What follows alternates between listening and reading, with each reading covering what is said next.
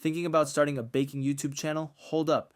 Most people choose the wrong niche and it kills their growth before they even start. Here are 3 big mistakes you need to avoid when picking a baking niche. I want to do everything: cakes, cookies, sourdough, pastries, gluten free, and healthy baking. Sounds great, right? Wrong. If your niche is too broad, nobody knows what to expect from your channel. YouTube loves specialists, not generalists. Instead, pick one focus.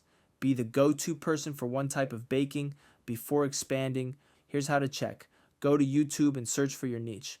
Are there high view videos and engaged comments? If yes, there's demand. High demand plus low competition equals perfect niche. You see a successful baking YouTuber and think, I'll just do what they do. But here's the problem: they already exist. If you copy big creators, you'll always be competing instead of standing out. Instead of copying, study what works and make it your own. If they use long tutorials, try short and snappy videos. If they focus on pro techniques, simplify it for beginners. If they do high budget baking, show budget friendly alternatives. The key: learn from them, but don't be them. Want a niche that actually works? I've put together a free PDF with 101 baking niches to help you choose the right one. Click the link in the description to grab it now.